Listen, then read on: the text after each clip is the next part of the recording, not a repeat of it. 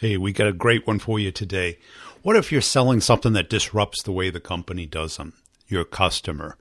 And how about finding the right person who's even responsible for solving the problem that you solve within the company? There's no clear title like VP of Sales, Marketing, Engineering, CEO. It's hard to find that person. And once you find them, you have to engage them and stay in touch with them and keep the ball moving. This, what I call direction, momentum, and control. We know the direction, general sense, up. And we know a little bit about momentum. We certainly know when we lose it. And because selling these new things, people get excited. They love the idea. It's not that it's not a good idea. And it makes economic sense, but it requires change. And then how do you sell it without doing a deep proof of concept? How do you leverage other existing clients to prove that this works and what they will get out of it? And how do you stay away from just send me a quote, give me a proposal? Because you know that's the death. That's where good deals go to die. Why? Because now they don't need anything. And how do you keep it going where they want to talk with you, not just have to? If you're in the world of have to, they will only contact you when they need an updated quote, an extended eval, a reference, something they need. We want to get into the world of they want to talk with us. And that's outside the rep zone. I think you're going to like this episode. There's a lot in this. And how to sell this type of product is what I teach in Closing the Complex Sale. Because the nature of selling change is no change. Everyone's comfortable with the term no decision. It doesn't, you call it whatever you want. It's called no commission, is what I call it. And why work hard if you're not going to get paid? Your base salary is just to keep you there and put up with the meetings. It's the commission. That's why we're working so hard.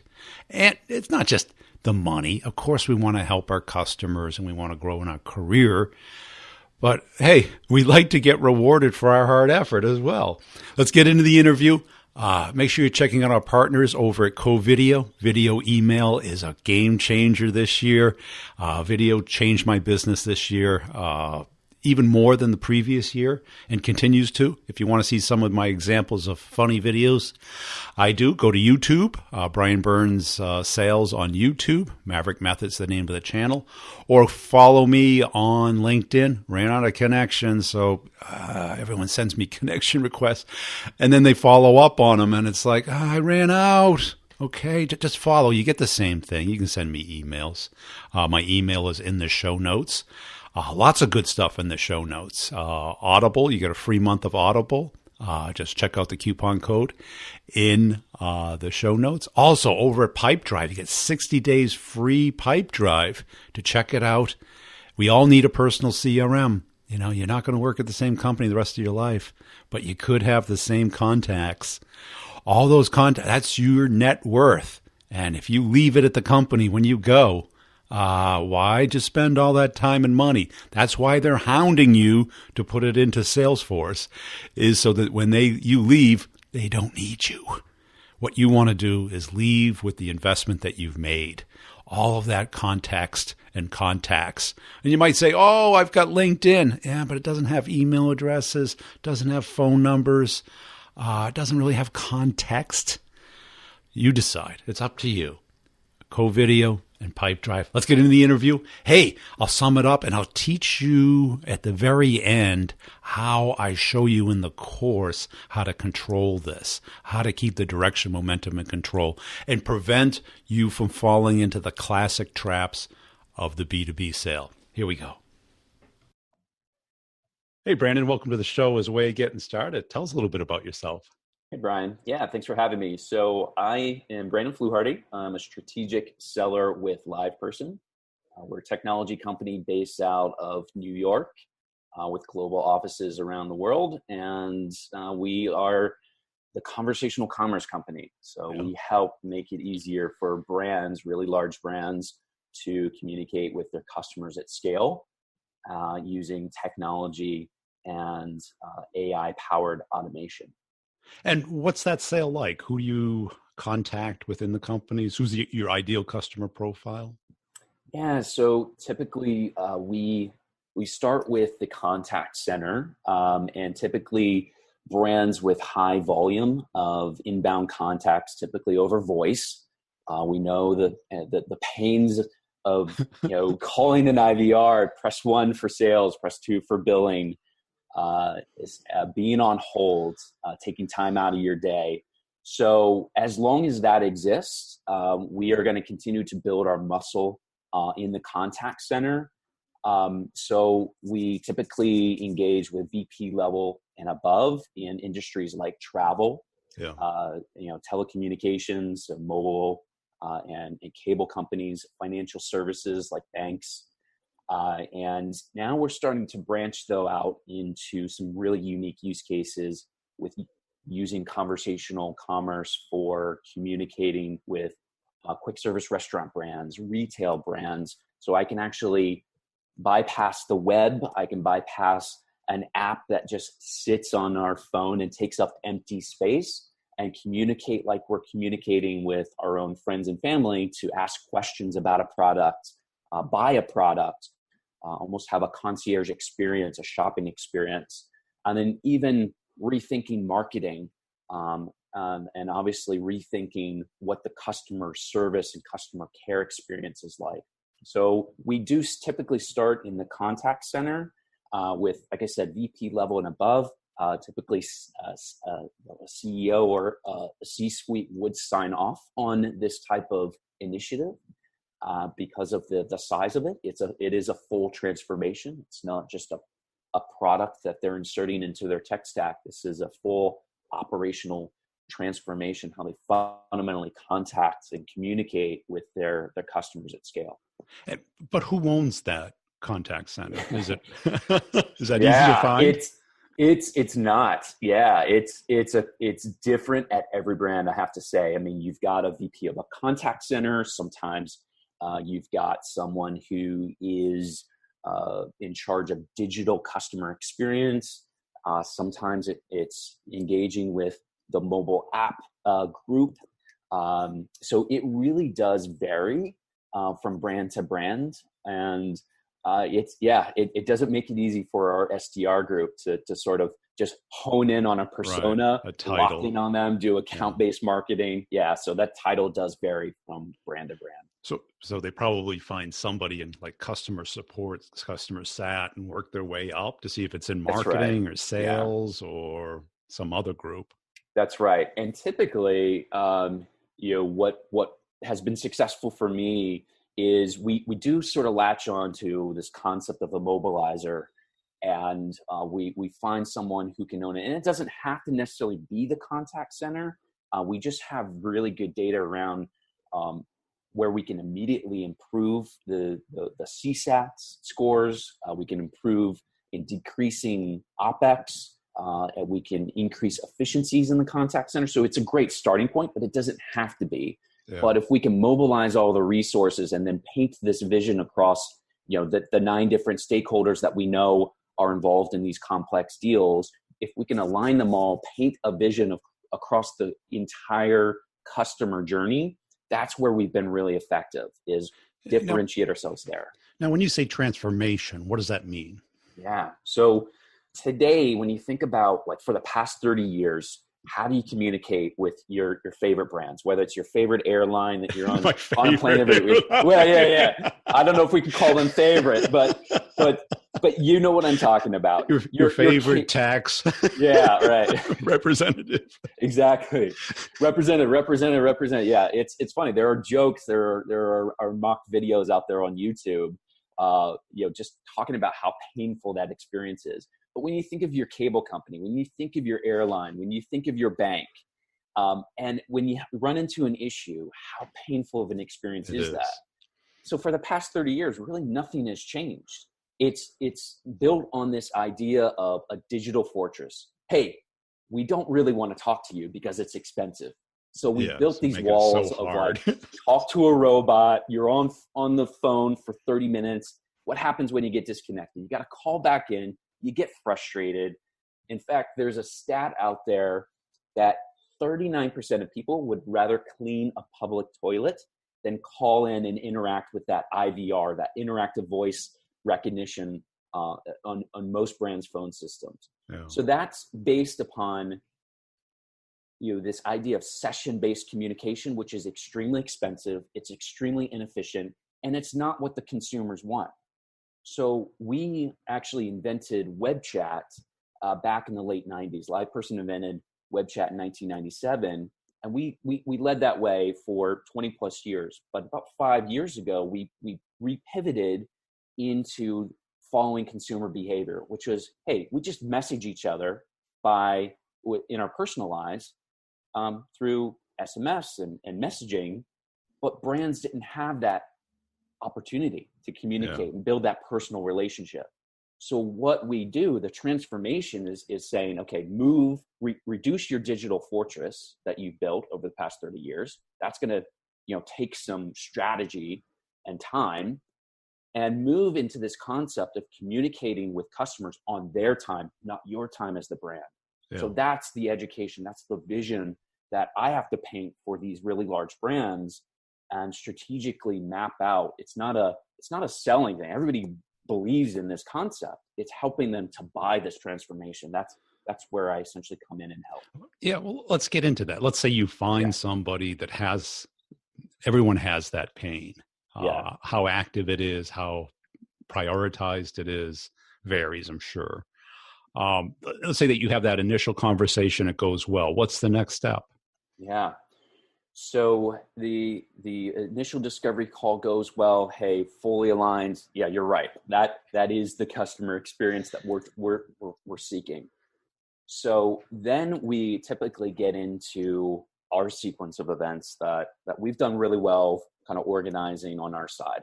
So I essentially have a framework for a blueprint of, okay, where do we go from here? And I try to consult with my stakeholder, understand, hey, do they have the capability of mobilizing change and getting the right resources in the room at a high enough level? So that's my duty. And then their duty is obviously, let's get under NDA so we can share information. And when we start to get access to quality data, their contact volume today, their cost, things like that. So I've got to build that trust. And then let's just say this is the right contact at the brand. It's a mobilizer. They've brought together the right resources. Then it's in person. What we're trying to do is show that vision. And that's, I think, where we really excel. And I personally put in a lot of effort to be successful and differentiate. We come in and I tell the group, hey, the only way that you're going to get to believe me is I've got to differentiate myself from everybody else you've met with. And what I call the diamond standard is I need to know that their customer experience better than anyone in that room. And I've successfully won, airlines and, a large, telco, a large restaurant group by basically saying, hey, I am your best customer. I've got a distinct point of view because I'm on your plane every week. And I also have a good point of view because I just happen to be working for an industry leader who has effectively mobilized this change with other brands that you compete with and other brands that you probably aspire to look like. And so we paint that vision, and then from there, it's obviously getting the education and the buy-in, and then eventually moving it to the procurement. That's blue sky. But is there a proof of concept stage at all? Because I can see people getting excited. Yeah. Right. Because I've sold new technology my whole life. Sure. Excitement is easy. Action is hard. Yeah.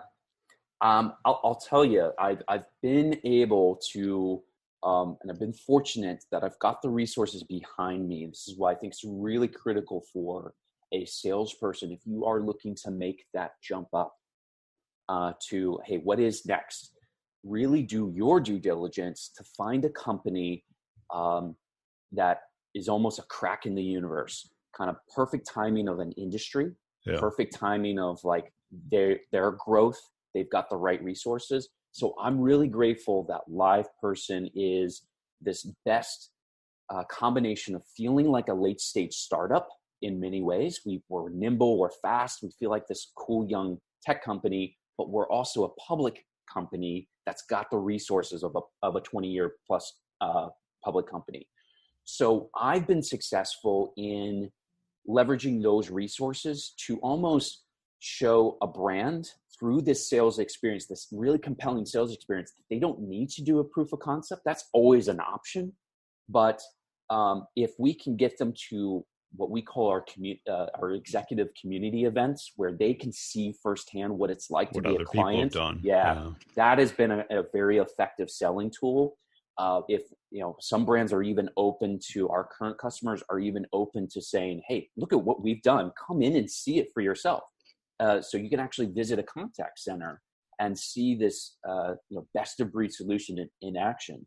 Those have been hyper successful and have allowed me to go into immediate 3-year multi-million-dollar deals without needing this proof of concept that slows down momentum. And how do they justify it internally? So from an economic standpoint. Yeah. So what we also really effectively do is build really strong business cases. And that's been a good lever for us as well as an organization. So, I like to think that I build that trust and I know what I'm talking about because I know their customer experience. So they want to lean in a little bit further. This idea is not foreign to them. So we just need to show them how to rally it. We have really good data around other use cases that are applicable to their industry. And now when you can layer on collecting the data, because we built that trust, and plug that into a business case and justify that business case and return on investment, that's how we justify it. And then if you align that and anchor that to their strategic North Star initiatives, which are typically, hey, we need to improve our net promoter score. So, hey, we have to have a better customer experience and we need to decrease our OpEx, our operating expense. If you can sort of align it to those strategic initiatives, then it's just like, it's almost foolish for the brand to not investigate this further. But I'm sure a lot of them get stuck where it makes perfect, and most products make perfect business sense. Yeah. But you need the running back to take that business justification and go through all the gauntlet to get it into procurement. So that goes back to, the fixing the buying problem. It's not a selling problem that we have. It's the buying problem, which is, okay, did I have the right mobilizer? Do I have somebody who is willing to put their career on the line? That's a common theme that we see across every brand that we've set up and is doing this effectively. Everybody we have on stage at those community events, there's somebody who escalated their career by doing this. So that's critical point number one. As quickly as I can do that within a brand and identify, that is super helpful. That's almost critical, I would say, that somebody is willing to believe in this so much that they're putting their career at risk, but they're going to get all the resources. They're, like you said, they're going to do take those tackles, take those hits, take those brunt. And as much as I can equip them and align with them, build a good rapport through good human connection, that's a key. Absolutely. And how do you know when you have that person? What do you look for? Yeah. I think it's somebody who's almost willing to push back. When you get yes, you almost, it's no. It's a false mobilizer, right? But you can build a rapport with that person to get good information. Yeah. But ultimately, you're going to lead to a dead end, and I need to figure out how do I maximize my return on time successfully, because I don't want a sales cycle to be 12 months, I want it to be 9 months. And then if I can get Right. comfortable at 9 months, I want to move that to 6 months and so forth for these really large transformation deals. So challenging back with really good questions. You can almost also sense in the room when you're in a group of 10, 12, 15 people, Yeah. who are others looking to, right? That's So key. if you can sort of pick up on that, I think that's really important. And also kind of just looking, ahead of time, doing your research, look at their career, Right. look on LinkedIn. Are they new? We do sometimes see that that's really effective. If they're coming and trying to make an impact, why have they switched after being 10 years somewhere else, but then they've been brought in? So that's usually a good sign as well. If somebody's been there for 30 years, that might be that's a red flag, but not necessarily a barrier until you can communicate with them. But we do find that if you're fresh, you're looking to invigorate some change in the brand. You've been brought in for a reason. I think in my experience, it's been the same thing, that who does everybody look to? The natural leader, either new to the role or clearly a climber, somebody who doesn't want to waste time and is willing to run that gauntlet. The 30-year person who's looking at their pension isn't going to ruffle any feathers.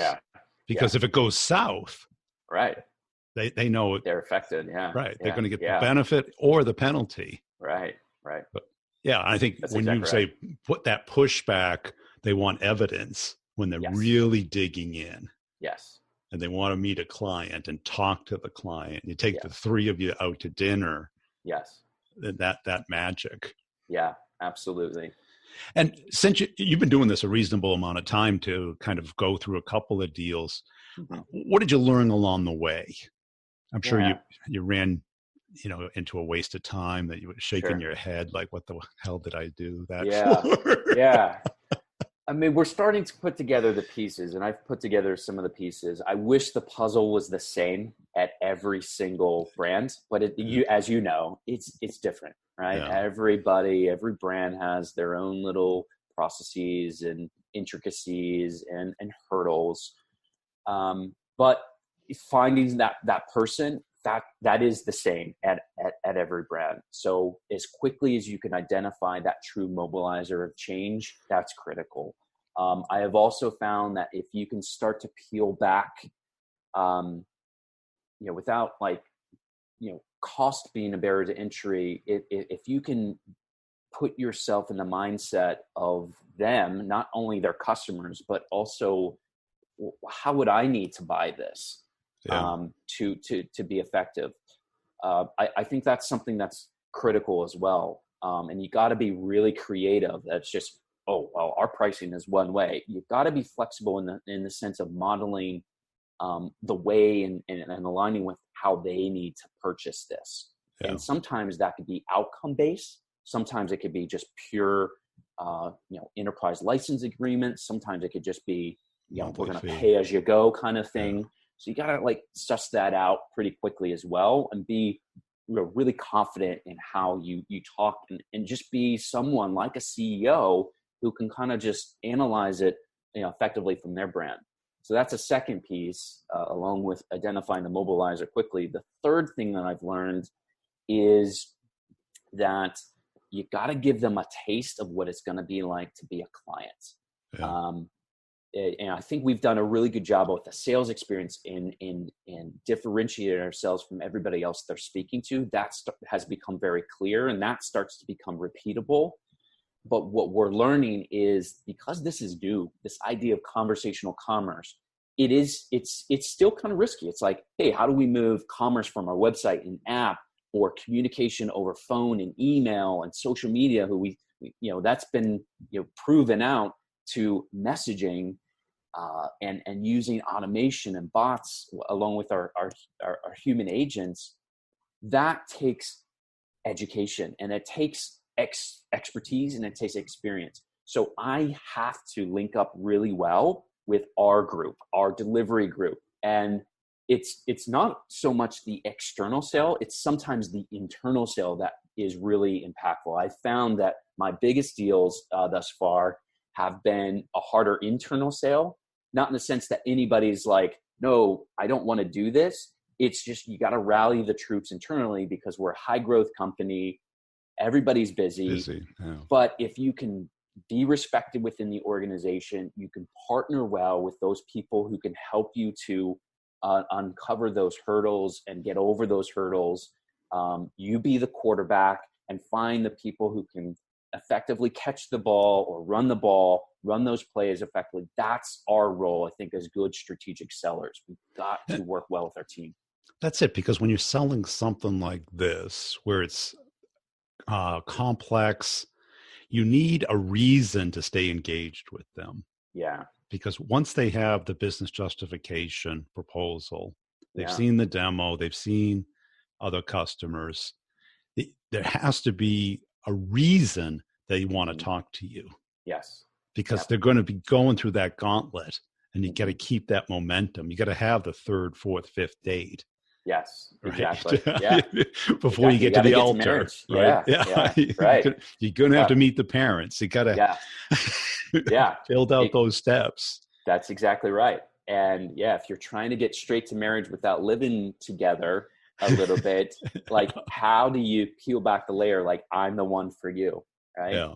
And so you got to really think creatively, and it's utilizing. You can't do it yourself. You can't do it with just your solutions consultant. You've got to give them, hey, this is the family that's coming along, right? When you're getting married, it's not just you that they're marrying, right? It's the whole network. It's the whole family, the package deal. That's right. And where do your deals get stalled? Where do they seem to slow down? And where you get nervous, where you're like,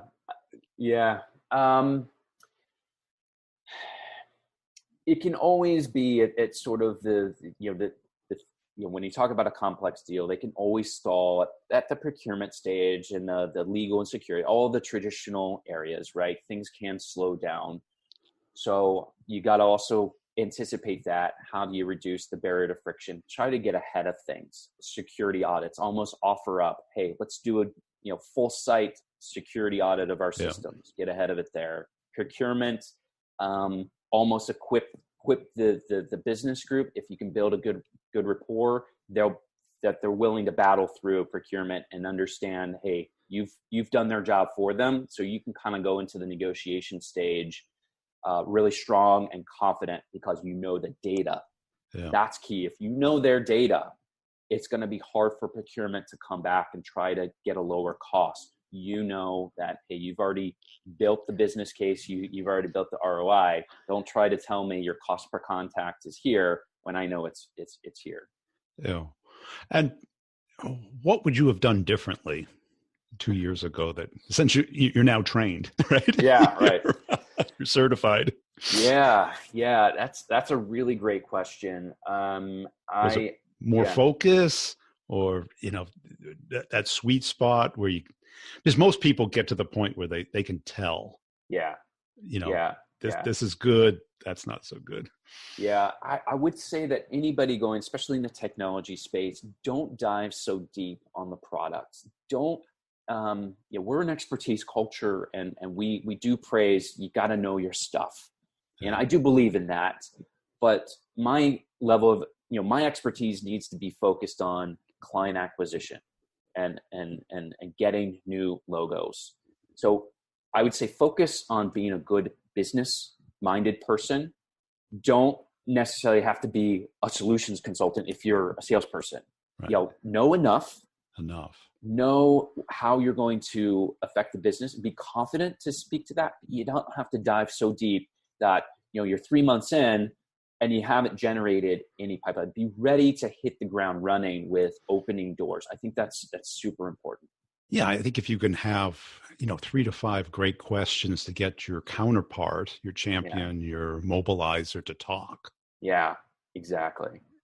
That's because you don't need to know how everything. Meaningful dialogue. Don't get caught up in, I can't answer every single question about our solution. You'll wait forever. You'll wait for 5 years. And everything's going to change anyway. Exactly. Exactly. Yeah. Just be ready for that change, and just know that you gotta know enough to keep progressing. Be ready to hit the ground running. Cool.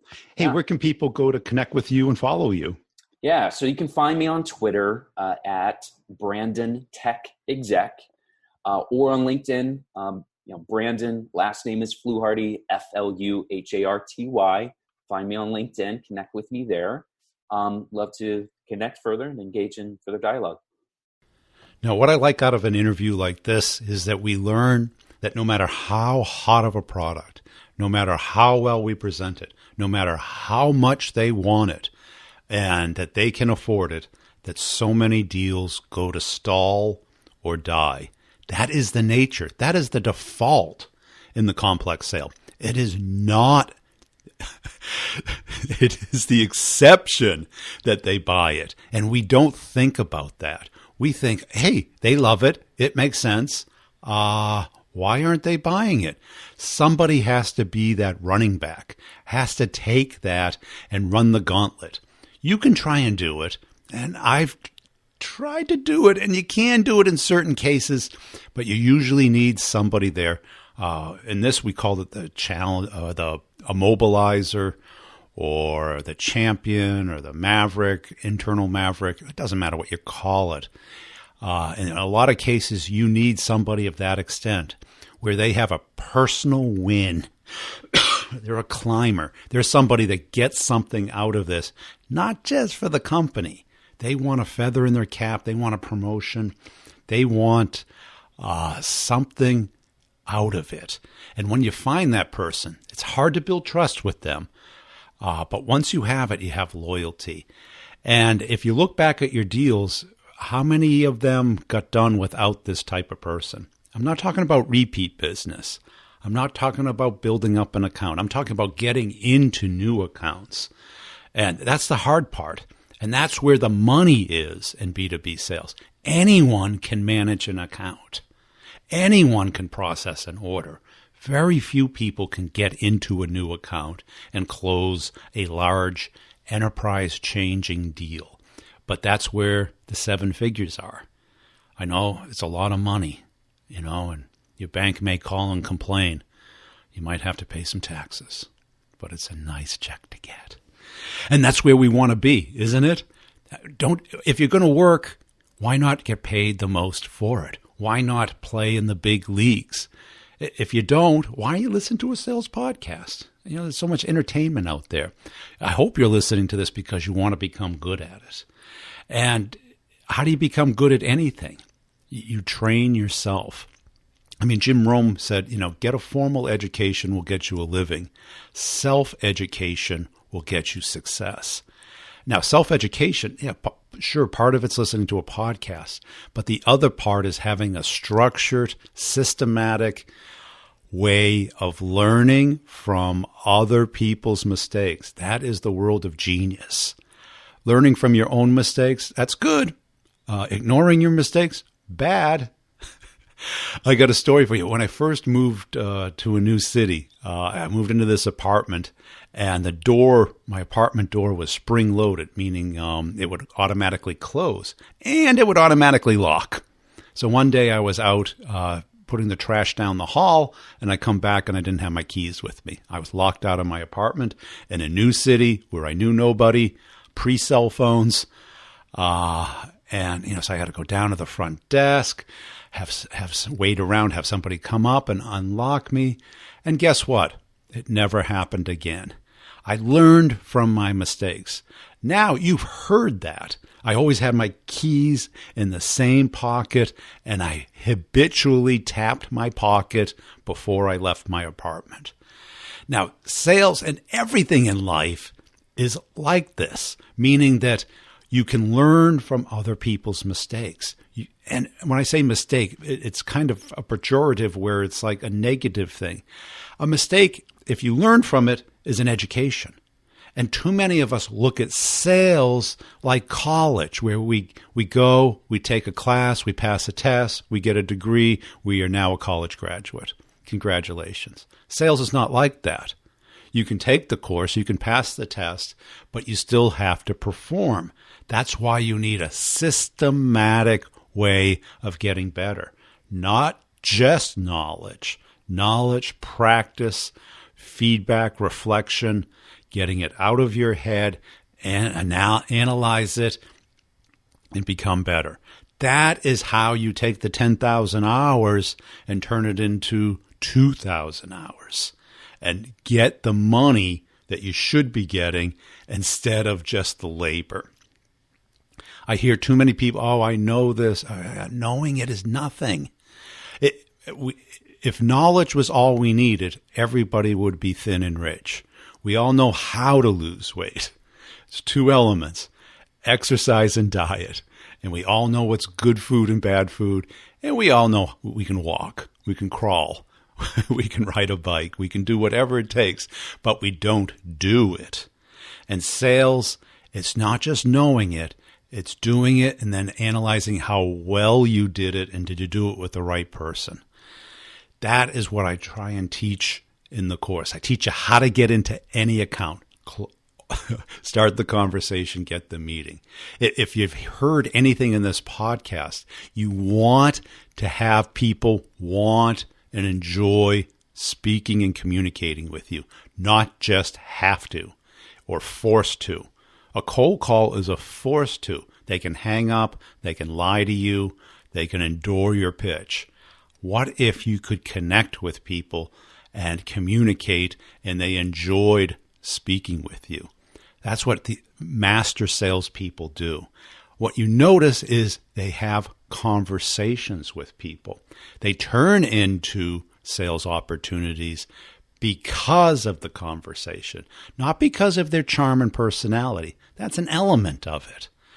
But I show you with simple questions how to do it. And then how they will flip it back onto you, and then you get engaged in a sales conversation. This is a skill. It is a performance. The same is true with closing the complex sale. It's not just that you do all the right things. You got to do them in the right way. And you got to prevent the deal from getting stuck because that is the default. Too many of us only work on those top ones, the ones that come inbound to us, the ones that are going to close anyway. You know, we are just a website that performs. And you can probably make a decent living doing that, but you only have so much time because you're going to get burnt out. Trust me, I see a lot of my friends getting burnt out late in their career and then taking dumpy jobs and not having a retirement put in place. Well, why not have that nest egg? Why not maximize your time? Go to b2brevenue.com, hit the training tab, and if this sounds good, make sure you self-qualify and you are the type of person that wants to invest in you. And don't ask me to invest in you if you're not willing to, because they're not expensive, but you have to do it. I can't drag you, and I don't want to drag anybody. And this is why I don't teach on premise anymore, because I would be pulled in by the leadership team, and the reps would just sit there with their arms crossed and, hey, Brian, fix this. And it's like, oh, I'm not in the fixing business. I'm in the helping business, in the guiding business, in the engagement business of let's analyze the game we're playing. And when you listen to the one-on-ones in the course where we talk about deals, is there one answer? No, there's several possible approaches to it. And I always encourage you to pick the one because you're going to own it. You're going to get the commission or the loss. And I'm there to just analyze it, to give you a different perspective on it, to get you thinking in a different way. And imagine being able to do that through a community. So you get content, 100% access day one, self-paced. It starts when you start. Everybody says, well, when does it start? I go, it starts when you start, when you sign up. You can binge it like Netflix, or you can just take your time, whatever fits you. And everyone, I'll wait another month. And it's like, why? Why would you lose all that money, all that time? Oh, this is happening. That okay, excuses. The house of failure is built with excuses. They're the nails that build the house of failure. Everyone's got an excuse, and it makes you feel comfortable. Good, you're comfortable. But are you rich? I want to be rich. Let's be rich. Let's go sell something. Okay, go to b2brevenue.com right now and schedule a time to talk. Sign up for the course. Let's get going. Let's move it. Time waits for nobody. It's just going to go by. Look how fast this year went by. Boom, went right by. Make sure you're checking out the other two podcasts, Sales Questions, Brutally Honest Answers, and the B2B Revenue Leadership Podcast. Follow the company page on LinkedIn, The Brutal Truth About Sales and Selling. If you see my content fly by, I'd appreciate a little thumbs up, a little comment, a little share, and tell one salesperson this week, somebody you care about, somebody you want to help, about the brutal truth.